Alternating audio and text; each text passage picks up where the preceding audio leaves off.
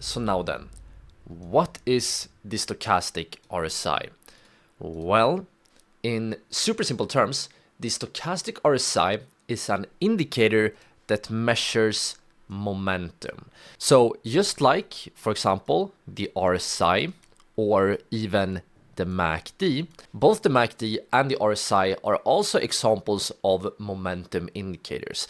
And what do we mean by momentum? Well, here on the image right here, we can see a chart, and the stochastic RSI is down here on the bottom. So this blue and orange line down here, so below this part, is the stochastic RSI. And I can actually already mention that just as with, for example, the RSI indicator, the stochastic RSI goes in between a max number of 100 and the lowest number is 0 here.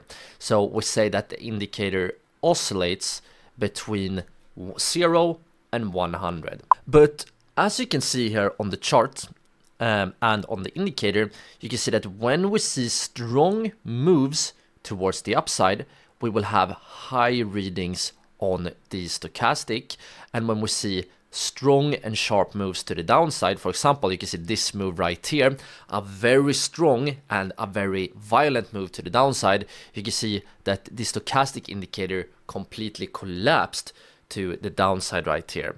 And this is because momentum is basically the sort of speed, or should I say velocity, of price movements.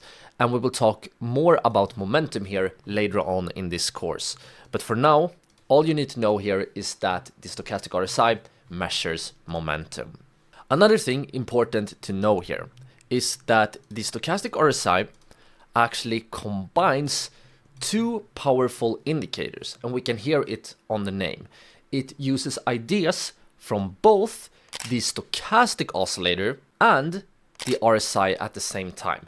And we do this to potentially deliver more precise buy and sell signals. And we will talk more about here, how the stochastic RSI works later on. But for now, all you need to know is that stochastic RSI combines ideas from stochastic and RSI. That is why it's called stochastic RSI. And yet another thing we can say right away here is that we can use the stochastic RSI for both spotting reversals. So we can use the RSI to try to predict when the price will reverse, like for example right here. But we can also use the stochastic RSI for continuations. So we can use the stochastic RSI to trade in the same direction as the trend. So this is one thing I like about the stochastic. We can use it for both reversals as well as continuations. But all right, so now we need to talk about something very important, and that is how the stochastic RSI and momentum is related. Or to be more precise, we're going to talk about how stochastic RSI and changes in momentum is related. It's a tiny bit different here, but it's actually very important. So first of all, the stochastic RSI, or for short, Stoch RSI. This is a sort of shortening I might use throughout the video, so feel free to write it down. Stoch RSI basically means stochastic RSI. But the stochastic RSI measures shifts in momentum. So what I said earlier was actually a simplification. The stochastic RSI doesn't really measure momentum directly, but it measures how momentum changes over time. And here, a simple definition of momentum is that you can think about it as the speed and direction of price movements. But now guys, let's actually remove my webcam, because now I want you all to look at this image right here. Here we have two things happening. First of all, we have the stochastic, or in other words, the Stoch RSI right here. So this blue and orange line, just as I showed you guys before, is the stochastic RSI. But down here, we actually have a normal RSI indicator. And to be more specific, on the stochastic RSI, we actually have some special settings. Because as you can see here, you can see that this stochastic RSI actually hits the maximum value of 100 for a long time right here. And it also hits the maximum value of 100 for a long time right here as well. And that is because we use some special settings that I will show you guys later on in this video. But for now, we just have to notice that we have some special settings. And the reason I have some special settings right here is because I want to show you guys the relationship between the stochastic RSI and the normal RSI. So let me actually show you guys the next point right here. And I'm going to delete the text for now, but you know which one is which. So what this stochastic RSI does is that it tracks, and listen closely, it tracks RSI's position in its range. So by applying the stochastic formula to the RSI, the stochastic RSI shows where the RSI is relative to the recent highs and lows. And this is one of these things that might, I can imagine that this sounds very complicated when you hear it the first time. But you will understand after this. So remember, this is the RSI, and the RSI is often based on 14 periods. This can be 14 days, this can be 14 5-minute candles, and so on, but it's usually based on 14 periods. And what the stochastic RSI tell us right now is where is the RSI relative to the last 14 days. So as you can see, the reason the stochastic RSI reaches the highest value right here of 100 is because at this point, so let's follow this point down right here, this point was the highest value that the RSI has reached during the last 14 days. And that is why we have 100 right here. And the reason we have 100 right here is once again because now the RSI went even higher, so it's still at the highest point that we have been during the last 14 days. But look what happened with the RSI from this point to this point. Now the RSI fell, which means that we are not at the highest point anymore.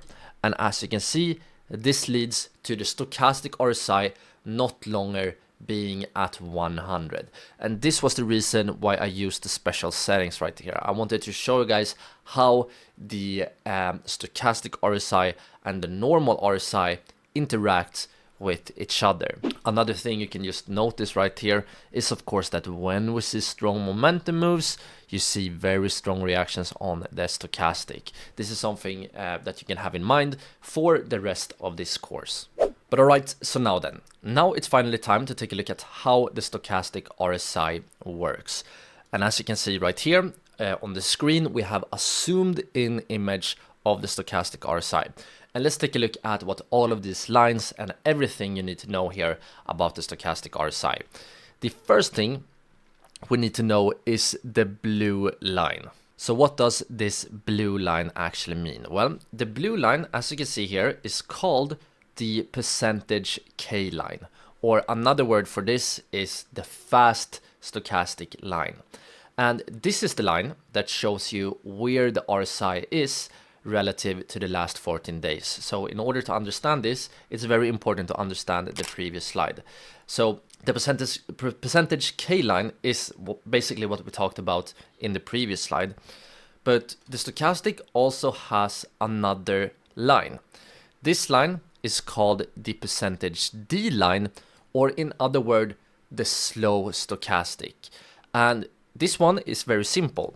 The percentage D line is basically a 3-day moving average of the percentage K line. So if you look anywhere at the indicator, let's look right here. At this point, the percentage D line will tell you where has the percentage K line been on average the last 3 days.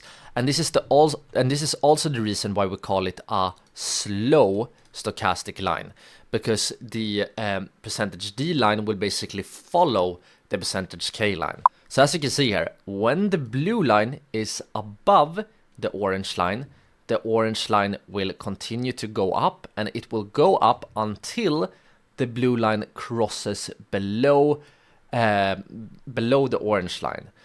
As you can see, it crosses right here, and as long as the blue line is below the orange line, the orange line will go down. Once again, it crosses right here, and this is the point where the orange line starts to move up. So this is the reason why it's called the slow stochastic. The orange line is basically following the blue line, or in other words, the percentage D line is basically following the percentage K line. But here we also have some other things we need to talk about. The first thing is the overbought and also oversold territory.